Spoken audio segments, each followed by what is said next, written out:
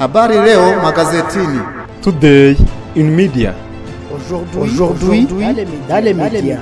Uyu munsi mu itangazamakuru. Kuva kuwa mbere kugeza kuwa gatanu kuri Primo Media Rwanda.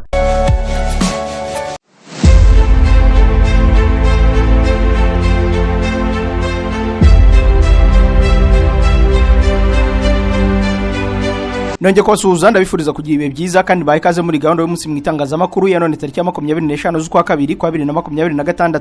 Abasirikare batatu ba RDF biciwe mu mirwano ikaze muri Mozambique, barafinda na bagenzi be boherejwe mageragere nyuma y'urupfu rwa Lieutenant Colonel Wiringoma wa M23. Uyu mutwe wikomye amahanga. Naho Trump yongeye kwemeza ko intambara yo muri Republika ya Demokarasi ya Kongo yayihagaritse. Bobby Wine yanze kumvikana na leta ya Uganda kugira ngo ave mu bwihisho. Imirambo yose yinjizwa muri Tanzania yatangiye gusakwa. Muri Senegal ho Minisitiri w'Intebe yasabye ko ibihano ku baryamana bafite ibitsina biteye kimwe bihikuba kabiri. Umuryango w'abibumbye wafatiye ibihano abayobozi ba Rapid Support Forces barimo murumuna wa General Hamdan Dagalo. Zelensky we yashinja abanyaburayi gushaka kumukura ku butegetsi. Papa Leo agiye kujya mu bihugu bine bya Afrika mu ruzinduko rwe rwa mbere rwa kure mu 2026. Muri Brazil imvura yateje inkangu yitana abantu 25 abandi 45 baburirwa irengero. Kuva wavuka kugera uvuye kuri iyi si ushobora gusanga nta na rimwe uzigera usohoka hanze ngo ujye mu bantu utambaye. Imyenda yawe nicyo gikoresho mutajya mutandukana na rimwe. Irasa naho ari kimwe mu bikugize. None kubera icyo uyigurira aho ubonye hose. Abantu baha agaciro imyambaro bagurira imyambaro yabo muri Choice Fashion. Iri duka ry'imyenda niryo ryavumbuye ibyo kwambara ukaberwa kandi udahenzwe.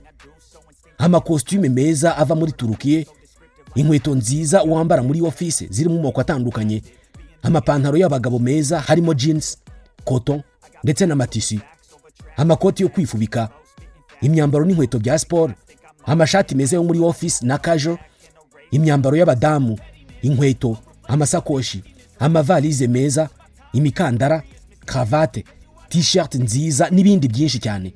Choice Fashion iherereye i Remera ku Gisimenti ukiva muri rompo yo kwa Rando werekeza kuri Stade Amahoro. Ni mu nyubako yitwa Ikaze House. Hari icyapa kinini kituranga. Winjira muri iyo nyubako ukamanuka escalier ugahita ubona Choice Fashion imbere yawe.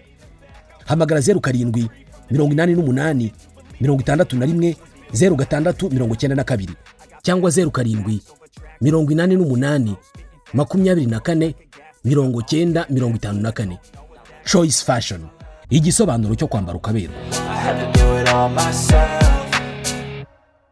Inkuru nziza bantu mutuye Gahanga, Inyamata, Ingoma, mu Mayaga n'ahandi hegereye ibyo bice mwajyaga mugorwa no gukoresha imodoka zanyu cyangwa kuzizana i Kigali bitewe nuko hari amagaraje menshi kandi agezweho. Nimuzongere kugorwa no gukora ingendo ndende kuko Autokorea Maintenance Limited yabegereje ishami ryayo rishya Inyamata mu karere ka Bugesera. Niba ufite yakoze accident ngombwa kujya gushaka amagaraje akorana n'ama-assurance i Kigali kuko ishami ryacu rikorana n'ama-assurance yose kandi iyo rimaze kugukorera imodoka niryo rikurikirana ibindi byose bijyanye na assurance ukorana nayo. Kuba tunze imodoka zigezweho nk'ama hybrid, Kia, Hyundai n'izindi babegereje amavuta na produit de maintenance y'izo modoka. Izi nzobere mu gusuzuma no gukora imodoka zigezweho zinakugira inama zagufasha kubungabunga neza imodoka yawe yaba ari nshya cyangwa uyimaranye igihe bityo bikagufasha kuyirambana. Ni mutugane hano Nyamata haruguru y'akarere uzamutse ku muhanda uteganye neza n'umurenge wa Nyamata iruhande rwa Rapiera na Palasta Hotel cyangwa muduhamagare kuri 07 86 20 60 54. Ikaze muri amakuru arambuye duhere muri Mozambique abasirikare batatu ba RDF biciwe mu mirwano ikaze. Amakuru aturuka mu gihugu cya Mozambique ataremezwa n'ubuyobozi bw'u Rwanda aravuga ko mu gitondo cyo kuwa kabiri habaye imirwano ikaze yari n'imi ingabo z'u Rwanda, ingabo za Mozambique ndetse n'abagize umutwe uzwi nka Local Defense ugerageza kwirukana leta ya Kisilamu mu midugudu ikikije umuhanda w'igihugu nimero 380 ahagabwa igitero ku cyumweru ku modoka zari zerekejwe n'abasirikare.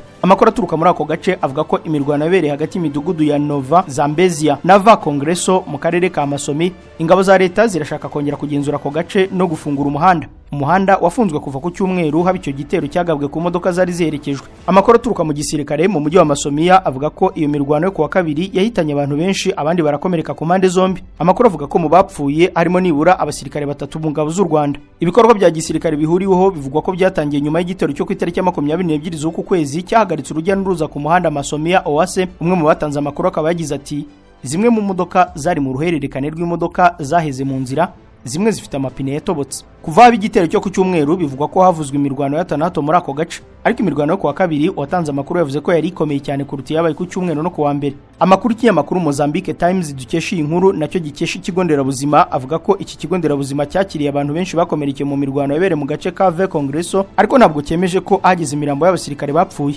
Amakuru akomeza avuga ko ingabo z'u Rwanda zifite amavuriro yazo zivuriramo abakomeretse. Umuforomokazi ukorera mu kigo nderabuzima cya Masomia yagize ati dufite amakuru avuga ko abasirikare b'u Rwanda basize ubuzima mu mirwano y'uyu munsi, ndetse no ku bitaro ku giti cyanjye nabonye umwe mu bagize umutwe wa polisi ya Mozambique ushinzwe kurwanya imyivumbagatanyo arimo kuvurwa. Yari afite isasu mu mubiri ridashobora kuvanwamo kandi azimurirwa Ipemba. Amakuru aturuka ku musirikare wari mu baherekeje izo modoka zagabweho igitero ku cyumweru yabwiye Mozambique Times ko nyuma y'igico akurikiyeho imirwano ikaze hagati y'inyeshyamba n'ingabo z'u Rwanda, imirwano yamaze amasaha menshi mu gihe abagenzi bataye imodoka barahunga. Bivugwa ko abantu benshi yaba abasivile ndetse n'abasirikare bari bakikijwe n'ingabo z'u Rwanda maze bajyanwa mu bitaro byo mu cyaro mu mujyi wa Mueda ahari n'ubuyobozi bw'ingabo mu majyaruguru. Mu gihe hari hagitegerejwe ko izindi ngabo zigeraho byabereye, inyeshyamba zasahuye ibicuruzwa byari mu makamyo yaguye mu gico cy'inyeshyamba.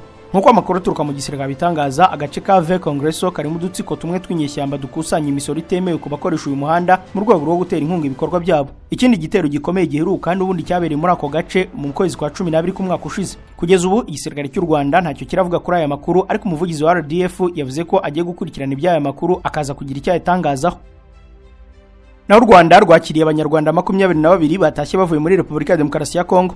U Rwanda rwakiriye abanyarwanda 22 bari barimo bamaze imyaka irenga 30 barahungiye muri Repubulika ya Demokarasi ya Kongo, bagaragaza ko bababajwe n'igihe batayeyo kuko bagifata nk'igihombo mu iterambere ryabo. Bakiriwe banyuze ku mupaka wa Rusizi ndetse n'ikiciro cya kabiri cy'abakiriwe muri uyu mwaka bavuye muri Repubulika ya Demokarasi ya Kongo. Babwiye ikigo cy'u Rwanda cy'itangazamakuru ko kumara iyo myaka yose mu buhungiro muri Repubulika ya Demokarasi ya Kongo babibara nk'igihombo gikomeye kuko uretse ingaruka byagize kuri bo n'abana babo nta no wabashije kugera mu ishuri. Umwe yagize ati iki ni igihombo gikomeye ko twakomezaga kwirukanka abana bakabura uko biga bagahora mu gihirahiro ntibige kandi nta kundi twagombaga kubigenza. Muri Kongo twari tubayeho nabi duhora twirukanka kuko nta hantu h'intambara gusa. Abana nta mashuri babona yo kwigamo muri izo ntambara. Mfite mukuru wanjye watashye mbere niwe wambwiye ko mu Rwanda ari amahoro ngo natwe tuzatahe. Abo banyarwanda kandi bashimiye uburyo bakiriwe neza mu rwababyaye ndetse n'uburyo basanze igihugu gitekanye. Bakiriwe n'ubuyobozi bw'akarere ka Rusizi, abakozi b'ishami ry'umuryango w'abishinzwe impunzi ndetse n'inzego z'umutekano. Sindayiheba Fanuel, umuyobozi w'akarere ka Rusizi, yavuze ko kuza kwaba ari intambwe ikomeye yo kwitandukanya n'ikibi kandi ko bazakomeza kubifashisha kugira ngo bafashe n'abagenzi babo basigaye gutaha. Abanyarwanda 22 batahutse bagizwe n'abagabo 2, abagore 4 n'abana 16 bahise bajyanwa mu nkambi y'agateganyo ya Nyarushishi aho bazava bajyanwa mu miryango yabo. Makuru y'ubutabera, Barafinda na bagenzi be boherejwe Mageragere. Urukiko rw'ibanze rwa Kicukiro kuri uyu wa gatatu rwemeje ko abarimo Barafinda Sekikubo Fred, Nizeyimana Didier uzwi nka Mucoma na bagenzi babo bajya gufungirwa muri gereza ya Nyarugenge iherereye Mageragere mu gihe cy'iminsi 30 y'agateganyo. Mu cyumweru gishize nibwo Barafinda na bagenzi be bari baburanye kwifungwa n'ifungurwa ry'agateganyo ku byaha birimo gukwirakwiza amakuru y'ibihuha ashobora guteza imvururu baregwa n'ubushinjacyaha. N'ibyaha bifitanye isano n'ibiganiro bagiye batambutsa ku miyoboro ya YouTube. Usibye Mucoma na Barafinda, abandi bareganwa nabo ni Mazimaka Patrick, Nkeramihigo Japhet na Tumukunde alias Fitboy Juma. Mu rubanza rwabo rwaburanishijwe mu muhezo, ubushinjacyaha bwari bwabasabiye kubafunga by'agateganyo kubera uburemere bw'ibyaha bakurikiranyweho. N'ubusaba urukiko rwemeje kuri uyu wa gatatu mu mwanzuro warwo. Tariki ya 29 z'ukwa mbere nibwo urwego rushinzwe ubugenzacyaha mu Rwanda rwatangaje ko rwafunze Barafinda na bagenzi be bakurikiranweho gutangaza amakuru y'ibihuha ashobora guteza imvururu cyangwa imidugararo muri rubanda babinyujije ku miyoboro itandukanye ya YouTube. Makuru avuga mu turere mu Ruhango batangiye kwimura imibiri iruhukiye mu mva kugira ngo ijyanwe mu rwibutso. Imiryango y'abarokotse jenoside yakorewe abatutsi mu 1994 mu karere ka Ruhango yatangiye igikorwa cyo kwimura imibiri yari mu mva rusange ikayijyana mu rwibutso rw'akarere. Iki gikorwa cyo kwimura iyi mibiri y'abazize jenoside yakorewe abatutsi cyabereye mu kagari ka Gitisi mu murenge wa Bweramana y'akarere ka Ruhango. Perezida wungirije wa Ibuka mu karere ka Ruhango, Mukaruberwa Jeanne, yabwikiye amakuru Umuseke ko ari imva rusange zari zikinguwemo imibiri hirya no hino mu mirenge itandukanye, basanga ari ngombwa ko yimurirwa mu rwibutso rw'akarere. Mukaruberwa avuga ko ariyo bamaze gukura mu mva rusange yo mu kagari ka Gitisi, akavuga ko iki gikorwa kigikomeje. Ati twifuza ko imibiri yose ishyinguye mu mva rusange yimurirwa mu rwibutso rw'akarere kandi turacyayishakisha. Avuga ko nta mubare w'imibiri ishyinguye mu mva rusange bari bamenya kuko abatutsi biciwe ahantu hatandukanye, bamwe bashyingurwa muri izo mva rusange. Yavuze ko nta gihe kizwi bashyizeho cyo kuba barangije gukura iyo mibiri muri izo mva kubera kuko amakuru azagenda aboneka yaho iyo mibiri iri bazayihakura bakayizana mu rwibutso rw'akarere kuko rwarangije gutunganywa. Mu minsi ishize ubuyobozi bw'akarere ka Ruhango bwimuye imibiri isaga 2,000 yari ishyinguye mu mva rusange mu murenge wa Byimana n'uwambuye ijya mu rwibutso rw'akarere. Kuri iri segonda nibura abantu 16,000 bari mu kirere mu ndege bava ahantu hamwe bajya ahandi. kuzenguruka isi bisigaye byoroshye ku buryo uko turi miliyari 8 dusa naho turi abaturanyi kubera uburyo bwo gukora ingendo bisigaye bikorwa. Ikibazo nuko gutegura urugendo bigora, gukora reservation ya tike y'indege, gushaka visa, ubwishingizi bw'urugendo. Amahirwe twagize nuko hari abantu bazobereye muri ibi bintu kandi biyemeje kudufasha. Abantu nka Ireme Travel Agents Limited, kompanyi nyarwanda iri mu zambere muri service zo gutegura ingendo, ubukerarugendo no kwakira abantu. Kompanyi yemewe n'ihuriro mpuzamahanga ry'ubwikorezi bwo mu ndege IATA. Niba wifuza kujya mu mahanga ku mpamvu izo arizo zose, icyo bigusaba ni ugutekereza urugendo rwawe gusa, ubundi ukegera Ireme Travel Agency bakagukorera reservation ya tike y'indege, bakagufasha gushaka visa, bakagukorera reservation ya hoteli, bakagukurikiranira ibya assurance y'urugendo. Iyo uturutse mu mahanga cyangwa se ujyayo, bagufata ku kibuga cy'indege ku giciro cya 50% cy'abandi babikorera. Ku bantu bari kure kandi bashobora kwishyura hakoreshejwe ikoranabuhanga online payment, tuguha link ubundi ukishyura. Ireme Travel Agency ikorera mu mujyi wa Kigali muri Mike mu nzu yo hasi mu muryango wa G41. Hamagara 07 85 36 48 cyangwa 07 89 88 0339. Ushobora no kwandika email kuri info@iremetravel.rawa. Wanasura urubuga rwa internet wa@iremetravel.rawa. Kubera yuko kurwara ari ibintu bisanzwe, ubwo no gukira ubundi byakabaye ari bisanzwe, ariko hari igihe bigorana cyane kubera yuko iyo utaramenya ikigo cyitwa African Healing Helbo, bishobora kukugora cyane kuba wakira indwara yavurwa igakira mu kanya gato. Ubwo rero noneho basa n'abafite promotion kandi idasanzwe ku bantu barwaye indwara za diabete, hypertension, hepatite, impyiko ndetse na prostate. Abo bantu byako kanya babakoraho rikaka. Abantu bagira uburibwe mu nda bushingiye ku moko y'inzoka kugera no kuri amibe, bene izo ndwara zose abahanga bazo nza ahantu bari ni muri African Healing Helbo. Bafite abaganga bakomoka muri Tanzania bazi kuvurisha neza ibimera n'imiti gakondo. Abangaba bakorera muri East Africa yose harimo n'u Rwanda. Bafite ubunararibonye mu kuvura bakoresheje imiti gakondo ikomoka ku bimera. Bashobora kuvura kandi abagore bakunda kugira ibibazo by'imyanya yabo y'ibanga, no kuvuga infection, imihango idakama n'ibindi. Bakavura n'abagabo bagira ubushake buke mu gutera akabariro, bakagira umwihariko mu kuvura abakeka yuko bahumanijwe, no kuvuga kurogwa. African Healing Helbo bahamagare kuri 07 88 83 26 cyangwa akamenyetso ko guteranya 255 75 69 563. Nimero yo muri Tanzania. Ishami ryabo ryo mu Rwanda rikorera mu mujyi wa Kigali Kimisagara. Banafasha abantu bashaka kugabanya umubyibuho ukabije, obesite. Imiti yabo ikugeraho aho uri hose ku isi kubera ko bakorana na DHL. Makuru rwanze y'u Rwanda nyuma y'urupfu rwa Liyetona Colonel Wiringoma, M23 yikomye amahanga. Umutwe wa M23 wikomye amahanga akomeje kutagira ikintu na kimwe akora ku bitero bikomeye by'ingabo za leta ya Repubulika ya Demokarasi ya Kongo zikomeje kugabaho, mu gihe iyo ufashe icyemezo cyo kwirwanaho birangira wamaganiwe kuri. Uyu mutwe wanenze guceceka ko umuryango mpuzamahanga biciye muri perezida wawo akaba no muzabikorwa wungirije w'ihuriro Alliance Fleuve Congo Bertrand Bisimwa yanditse ku rubuga rwa X ati: turabona ko ubutegetsi bwa Kinshasa bwongeye gukandagira gahenge bugatangiza ibitero rusange ku mirongo yose y'urugamba ndetse no hirya no hino. Ibi ni igikorwa cyateguwe neza kandi cyagutse kigaragaza icyemezo cyafashwe ku bushake cyo guhitamo inzira ya gisirikare. Bisimwa yavuze ko nka M23 bafite impungenge zikomeye kubera ko kugeza ubu nta gikorwa gisobanutse kandi kigaragara cyafashwe kigamije guhagarika byako kanya ibitero bakomeje kugabwaho n'ingabo za leta ya Kongo. Ati nta kwamagana ku mugaragaro, nta gucyaha, nta n'intambwe zigaragara zafashwe kugira ngo hirindwe ibyago byo kwiyongera kw'imirwano. Perezida M23 avuga ko uguceceka gukomeje kugaragazwa n'amahanga gutandukanye cyane n'uburyo yihutira kwamagana uriya mutwe iyo wagabweho ibitero bikaba ngombwa ko wirwanaho. M23 yikomye amahanga akomeje kuruca karumira mu gikomeje kugabwaho ibitero karahabutaka n'ihoro ry'ingabo za leta ya Kongo Kinshasa. Ibitero bya drone izo ngabo zagabye mu gace ka Rubaya ejo kuwa kabiri byasize zisha umuvugizi wa gisirikare uriya mutwe Liyetona Colonel Wiringoma. Amakuru avuga ko bamwe mu basirikare bakuru bari kumwe nawe nabo bakomeretse bikabije. Amakuru kandi avuga ko kuri uyu wa gatatu ingabo za leta zakajije ibitero kuri uriya mutwe by'umwihariko muri teritwari ya Masisi akomeje kubera imirwano ikomeye. M23 irashinja ingabo za Kinshasa kugaba ibitero muri Kivu y'Amajyepfo nko mu gace ka Rutigita muri Minembwe, muri Kitazungura muri teritwari ya Karehe ndetse no mu Rugezi muri Minembwe. Nubwo intambara ikomeje ariko Trump yongeye gushimangira ko yamaze kuyihagarika. Perezida wa Leta Zunze Ubumwe za Amerika Donald Trump yongeye gushyira intambara yo mu burasirazuba bwa Repubulika ya Demokarasi ya Kongo mu zo yahagaritse hirya no hino ku isi. Mu ijambo yagejeje ku banyamerika, Trump yavuze ko yashoboye kubungabunga umutekano mu gihugu kuva yajya ku butegetsi mu ntangiriro z'umwaka ushize, anahagarika intambara 8. Ati nahagaritse intambara 8 muri Cambodia. Ntibishimishije? Cambodia na Thailand, Pakistan n'Ubuhinde hashoboraga kuba intambara y'intwaro kirimbuzi. Abantu miliyoni 35 bavuze ko Minisitiri wa Pakistan yari gupfa iyo ntahagoboka. Trump yavuze ko yahagaritse intambara ya Kosovo na Serbia, ya Israel na Iran, ati ya Kongo n'u Rwanda nayo yahagaritse. Birumvikana n'intambara yo muri Gaza ikomeje ku muvuduko muke, kandi agira ngo nshimire Steve Witkoff na Jared kubw'ubufasha bwanyu.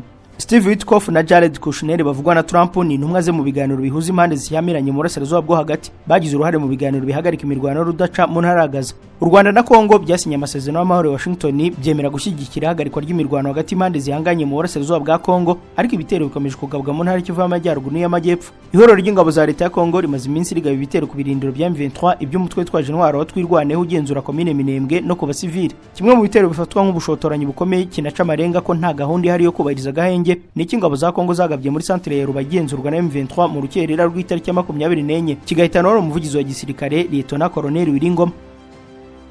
Bobi Wine we ntakozwe ibyo kumvikana na leta ya Uganda kugira ngo ave mu bwihisho. Umunyapolitike Robert Kyagulanyi Senta mutavuga rumwe n'ubutegetsi bwa Uganda ntakozwe ibyo kumvikana nabwo kugira ngo ave mu bwihisho amazemo igihe kirenga ukwezi. Uyu munyapolitike wamenyekanye nka Bobi Wine ari mu bwihisho kuva ku itariki ya 15 z'ukwezi gushize kwa mbere, ubwo muri Uganda hari amaze kuba amatora y'umukuru w'igihugu. Bobi Wine ntiyemera imigendekere y'amatora n'intsinzi ya Perezida Yoweri Kaguta Museveni, avuga ko inzego z'umutekano ziri kumushakisha kugira ngo zimugirire nabi, bityo ko ariyo mpamvu akiri mu bwihisho. Mu kiganiro yagiranye na Channel 4 yo mu Bwongereza, Bobi Wine yatangaje ko azava mu bwihisho igihe azabona ari ngombwa kugira ngo leta imukorere icyo ishaka. Umunyamakuru ati abantu bari kuvuga ko utahora mu bwihisho. Iki ni igihe cyo kuganira na Museveni yewe n'umuhungu we General Muhozi uyoboye ingabo. Ibyo urabivugaho iki? Bobi Wine yasubije ko abaganira ari abafite ubwisanzure, asobanura ko batabishobora kuko bisa naho akandagiwe ku ijosi. Ati niwaganira n'umuntu ugukandagiye ku ijosi ngo uvuge uti noneho reka tuganire. Abantu bisanzuye nibo baganira. Ibyo nibyo byaba ari ibiganiro bisobanutse. Komisiyo y'amatora muri Uganda yagaragaje ko Perezida Museveni yatsinze amatora ku majwi 71%, Bobi Wine akagira 24%. Imirambo yose yinjizwa muri Tanzania yatangiye gusakwa. Ikigo gishinzwe kurwanya ibiyobyabwenge muri Tanzania cyatangaje ko imirambo y'abantu ikurwa mu mahanga ikinjizwa muri iki gihugu izajya ibanza gusakwa nyuma yo kubona ko ikoreshwa mu bucuruzi bw'ibiyobyabwenge. Ni icyemezo cyafashwe nyuma yo kubona ko hirya no hino ku isi abacuruzi b'ibiyobyabwenge badukanye amayeri yo gufata imirambo y'abantu bakayikuramo inyama zo mu nda n'ubwonko, ubundi bagashyiramo ibiyobyabwenge. Umuyobozi w'ikigo gishinzwe kurwanya ibiyobyabwenge muri Tanzania, Aleta Selimo, yavuze ko izi ngamba zashyizweho nyuma yo kubona ko ari benshi bakomeje kuyoboka aya mayeri. Ati gukoresha imirambo nk'uburyo bwo gutwara ibiyobyabwenge ntabwo ari ibintu byo kwihanganirwa. Twafashe ingamba zigamije gukumira ko byongera kuba. Mu 2024 inzego zishinzwe umutekano muri Tanzania zafashe umurambo wari ukuwe muri Afurika y'Epfo wapakiwemo ibiyobyabwenge wafatiwe ku kibuga cy'indege cyitiriwe Julius Nyerere. Uretse isaka rishobora gukorwa n'abantu, ibibuga by'indege byo muri Tanzania byashyizwemo ikoranabuhanga rishobora kwifashishwa mu kureba imbere mu mirambo igihe bigaragaye ko ishobora kuba yabazwe. Twamereze muri Senegal aho Minisitiri w'Intebe yasabye ko ibihano ku baryamana bafite ibitsina biteye kimwe byikuba kabiri. Minisitiri w'Intebe wa Senegal Ousmane Sonko yashyikirije inteko ishinga amategeko ya Senegal umushinga w'itegeko rishobora gukuba kabiri igihano ku bakundana bafite ibitsina biteye kimwe ku buryo bashobora guhanishwa igifungo kigera ku myaka 10. Uyu mushinga washyikirijwe inteko nyuma yo kwemezwa n'inama ya minisitiri mu cyumweru gishize, bikaba byarakurikiye ifatwa ry'abantu bakekwaho kuba bararyamanye kandi bafite ibitsina biteye kimwe, ibintu bisanzwe bijwe n'amategeko ya Senegal. Ageze ijambo ku badepite, Sonko yavuze ko umushinga w'itegeko uteganya guhanisha ibyo yise ibikorwa binyuranyije na kamere igifungo kiri hagati y'imyaka 5 n'10 mu gihe kuri igihano kiri hagati y'umwaka umwe n'imyaka 5. Ati niba iki gikorwa cyakorewe ku mwana muto bwo kizahanishwa igihano kiruta ibindi. Uyu mushinga wanenzwe n'imiryango iharanira uburenganzira bwa muntu. Impaka ku burenganzira bw'abaryamana bafite ibitsina biteye kimwe zimaze igihe zitera ubushyamirane muri Senegal, igihugu gifite umuco gakondo ukomeye aho hari amatsinda amwe abona ubuvugizi ku burenganzira bw'aba LGBTQ nk'inzaduka mvamahanga zije kuvangira umuco wabo. Imiryango ishingiye ku madini yagiye itegura imyigaragambyo isaba ko ibihano byakazwa, mu gihe Human Rights Watch yo yavuze ko iki gikorwa cyo gukaza amategeko no gufata abantu benshi kirenga ku burenganzira mpuzamahanga burimo uburinganire n'ubudasa. Mu ntangiriro z'uku kwezi polisi yafashe abagabo 12 barimo n'umunyamakuru ukomeye bashinjwa ibyaha bijyanye no guhonyora amategeko abuzanya kuryamana no mu igitsina. Ibinyamakuru byo muri Senegal bivuga ko muri uku kwezi amaze gufatwa abantu bagera kuri 30. Umushinga uteganya igifungo kiri hagati y'imyaka 3 n'7 ku muntu wese uzahamwa no guteza imbere cyangwa gushyigikira imibonano mpuzabitsina hagati y'abafite ibiteye kimwe. Unateganya igihano cyihariye ku bantu bashinja abandi ibyaha nk'ibi nta bimenyetso bafite. Abazahamwa n'ibyaha biteganywa muri iri tegeko bashobora no gucibwa ihazabu igera kuri miliyoni 10 z'amasefa nk'uko Sonko yabitangaje. umuryango w'abibumbye wo wafatiye ibihano abayobozi ba Rapid Support Forces barimo murumuna General Dagalo. Komite ishinzwe ibihano y'akanama k'umuryango w'abibumbye gashinzwe umutekano yongeye abayobozi bane bakuru umutwe wa Rapid Support Forces ku rutonde rw'abafatiwe ibihano nyuma y'icyifuzo cyatanzwe na Amerika, Ubwongereza n'Ubufaransa. Iki cyifuzo cyatanzwe ku itariki ya 17 z'uku kwezi bashaka kongeraho bakomanda bane ba RSF mu bafatiwe ibihano byemejwe n'umwanzuro w'1591. Mu bongewemo harimo Abdelrahman Hamdan Dagalo, umuyobozi wungirije wa RSF, akaba na murumuna w'umuyobozi w'uyu mutwe Hamdan Dagalo. Ibi bihano kandi birareba Gedo Hamdan Ahmed, umuyobozi wa RSF muri Darfur y'Amajyaruguru, na Brigadier General Al-Fatah Abdallah Idriss uzwi ku izina rya Abu Lulu. Bireba kandi Tijani Ibrahim Musa Mohamed, umuyobozi w'ingabo uzwi ku izina rya Al-Zair Salem. Umuryango umwe bw'Uburayi, ibihugu nk'Ubwongereza na Amerika byari byarafatiye ibihano by'umuntu ku giti cye Gedo Hamdan Al-Fatah Abdullah na Tijani Ibrahim bavuzweho kugira uruhare mu ihonyorwa ry'uburenganzira bwa muntu n'ibyaha byakorewe umujyi wa El Fasher muri Darfur y'Amajyaruguru. Iki cyemezo kiragaragaza ubwiyongere bukabije bw'igitutu mpuzamahanga ku bayobozi ba RSF mu gihe intambara yo muri Sudani yenda kumara imyaka 3. Zelensky we yashinja abanyaburayi gushaka kumukura ku butegetsi. Perezida Volodymyr Zelensky wa Ukraine yavuze ko abo mu burengerazuba bw'isi bakomeje kumuhatira gutegura amatora nk'uburyo bwo gushaka kumukura ku butegetsi. Zelensky yashinja abanyaburayi n'abanyamerika gushaka kumukura ku butegetsi mu kiganiro yagiranye na BBC. Yavuze ko gutegura amatora ari ingenzi, ariko ashimangira ko hari ibindi bibazo bigomba kubanza gukemurwa birimo impunzi ibihumbi z'abanya-Ukraine zigomba gucyurwa, kwisubiza ubutaka bwa Ukraine bugenzurwa n'Uburusiya ndetse n'ibindi. Zelensky avuga ko kugeza ubu yibaza niba abashaka ko ategura amatora babikorana urukundo cyangwa ari umugambi wo kumwikiza. Manda ya Zelensky nka perezida yarangiye mu kwezi kwa gatanu mu 2024, gusa yanze gutegura amatora kuko igihugu cye kiri mu ntambara n'Uburusiya. Kuba manda ya Zelensky yararangiye, Uburusiya bwagiye bubigenderaho kenshi bugaragaza ko budashobora kuganira n'umuntu uyoboye igihugu mu buryo bunyuranyije n'amategeko. Ikusanya bitekerezo ryakozwe mu kwa 12 k'umwaka ushize ryagaragaje ko perezida Zelensky nategura amatora azaba afite amahirwe make yo kuyatsinda kuko bishobora kurangira abonye amajwi atari hejuru ya 36%. Papa Leo agiye kujya mu bihugu bine bya Afurika mu ruzinduko rwe rwa mbere rwa kure mu 2026. Umushumba wa Kiliziya Gatolika ku isi Papa Leo azasura ibihugu bine bya Afurika hagati y'itariki ya 13 na 23 z'ukwa kane nk'uko byatangajwe na Vatican kuri uyu wa gatatu. Ni uruzinduko rwe rwa mbere rwo hakurya y'inyanja agiye gukora muri uyu mwaka ku mugabane aho Kiliziya Gatolika ikura kurusha ahandi hose ku isi. Muri urwo ruzinduko azasura Algeria, Angola, Guinea Equatoriale na Cameroon, kandi byitezwe ko imbaga y'abantu benshi izajya kumureba hazagera. Biteganijwe ko Papa azaganira n'abaturage n'abategetsi ku iterambere, amahoro n'umuhate mu biganiro hagati y'abagatolika n'abayisilamu. Uyu munyamerika Robert Francis Prevost wahawe izina rya Leo wa 14 yatowe mu kwezi kwa gatanu k'umwaka ushize asimbura Francis ku bushumba bwa Kiliziya ifite abayoboke barenga miliyari 1 na miliyoni 400 ku isi. Kugeza ubu amaze gukora urugendo rumwe rwa kure, aho umwaka ushize mu kwezi kwa 11 no kwa 12 yasuye ibihugu bya Libani na Turkiya mu ruzinduko mbere na mbere rwari rwateguwe na Francis. Uruzinduko rw'uyu mupapa muri Afurika rwerekana umwanya Kiliziya ihuye umugabane ufite 20% by'Abakristo Gatolika ku isi nk'uko imibare ya Vatican bigaragaza. Papa wa Kiliziya Gatolika yaherukaga gusura Afurika mu 2023 ubwo Francis yasuraga Repubulika ya Demokarasi ya Kongo na Sudani y'Epfo. Nagera muri Algeria, Leo azaba ari we papa wa mbere mu mateka usuye iki gihugu cy'abaturage miliyoni 47 biganjemo abayisilamu. Leo nk'uwihaye Imana uva mu muryango w'aba Augustine afite ubushake bwihariye bwo gusura icyo gihugu. Mutagatifu Augustine wa Hippo mu kinyejana cya 4 uri mu bakomeye mu ntangiriro z'ukwemera kwa Gikristo, yakomokaga mu gace ubu kari muri Algeria. Dusoreza amakuru muri Brazil, aho imvura yateje inkangu ihitana abantu 25, abandi 45 baburirwa irengero. Abasaga 25 bamaze gutangazwa ko bishwe n'inkangu, abandi 45 baburirwa irengero muri leta ya Minas Gerais muri Brazil nyuma y'imvura nyinshi yaguye ku wa mbere kugeza ku wa kabiri tariki ya 24 z'uku kwa kabiri. Ubuyobozi bw'umujyi wa Juiz de Fora muri leta ya Minas Gerais bwatangajwe ko haguye imvura ingana na milimetero 584 mu kwezi kwa kabiri, ikubye kabiri igipimo cy'impuzandengo yari isanzwe igwa muri uyu mujyi. Perezida wa Brazil Luiz Inácio Lula da Silva yatangaje ibihe bidasanzwe ndetse n'ubutabazi bw'ibanze bwihuse ku baturage bagizweho ingaruka n'imvura imaze kwimura imiryango isaga 440 mu byayo. Hamaze kubarurwa inkangu 20 kugeza ubu, kandi biteganyijwe ko imvura ishobora kwiyongera cyane mu bice by'imisozi. Muri Brazil si ubwa mbere inkangu zibayeho kuko mu kwezi kwa mbere mu 2011 imyuzure n'inkangu byateye mu bice by'imisozi mu mujyi wa Rio de Janeiro bihitana abantu basaga 900, bibikiza cya mbere gihitanye abantu benshi muri iki gihugu.